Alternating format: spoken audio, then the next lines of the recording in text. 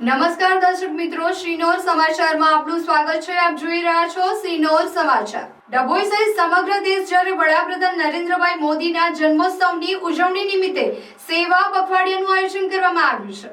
સમગ્ર દેશના યશસ્વી વડાપ્રધાન નરેન્દ્રભાઈ મોદીના જન્મદિવસ નિમિત્તે સેવા પખવાડિયા તરીકે ઉજવણી કરી રહ્યું હોય ત્યારે ડભોઈ ખાતે પણ 15 દિવસ સુધીની વિવિધ કાર્યક્રમનું આયોજન કરવામાં આવી રહ્યું છે।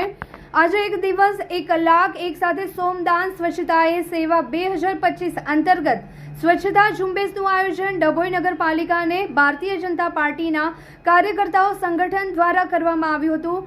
ડભોઈના ધારાસભ્ય શૈલેષભાઈ મહેતા આ પ્રસંગે ખાસ ઉપસ્થિત રહી ડભોઈ દયારામ સ્કૂલ રોડ ઉપર સ્વચ્છતાનો સંદેશો આપી વિસ્તારને સ્વચ્છ રાખવા માટે હાકલ કરી હતી। આ પ્રસંગે ડભોઈ શહેર પ્રમુખ દીક્ષિતભાઈ દવે, નગરપાલિકા ઓફિસર જય કિશન તડવી, કારોબારી ચેરમેન તેજલબેન સોની, નગરપાલિકા પ્રમુખ બીરેનભાઈ શાહ સહિત ભાજપના સંગઠનના પદાધિકારીઓ, સફાઈ કર્મીઓ મોટી સંખ્યામાં ઉપસ્થિત રહ્યા હતા અને નગરને સ્વચ્છ બનાવવા માટેના આ પ્રસંગે ધારાસભ્ય શૈલેષભાઈ મહેતા દ્વારા સંદેશ આપવામાં આવ્યો હતો। સેવાઈ સ્વચ્છતા પખવાડિયા અંતર્ગત 17 સપ્ટેમ્બરથી 2 ઓક્ટોબર સુધી એટલે કે આપણા વડાપ્રધાન નરેન્દ્રભાઈ મોદીના જન્મદિવસથી મહાત્મા ગાંધીજીના જન્મદિવસ સુધી 15 દિવસને એક પખવાડિયા તરીકે સેવા પખવાડિયા તરીકે ઉજવવામાં આવી રહ્યું છે।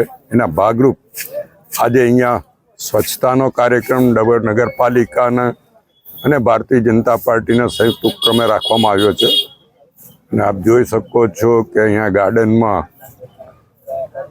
જે કચરો હતો એની સફાઈ કરવામાં આવી રહી છે અને સ્વચ્છતાને આદત બનાવીએ એવી આપણા વડાપ્રધાન નરેન્દ્રભાઈ મોદીની અપીલ છે।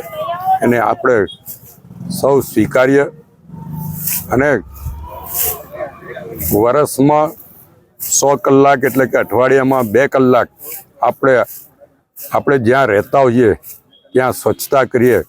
અઠવાડિયામાં 2 કલાક આપણો સમય આપીએ એવા સોગંદ પણ લેવડાવ્યા છે। ત્યારે આપણે સૌ જાગૃત થઈએ સ્વચ્છતા પ્રત્યે અને આપણો ઘર, આપણો મોહલ્લો, આપણું નગર, આપણું શહેર અને આપણું રાજ્ય સ્વચ્છ બનાવીએ એ જ અભ્યર્થના આપ સૌને આ સેવાઈ સ્વચ્છતા પ્રોગ્રામની શુભેચ્છા આપું છું અને તમામ આમાં ભાગ લે એવી અપેક્ષા રાખું છું।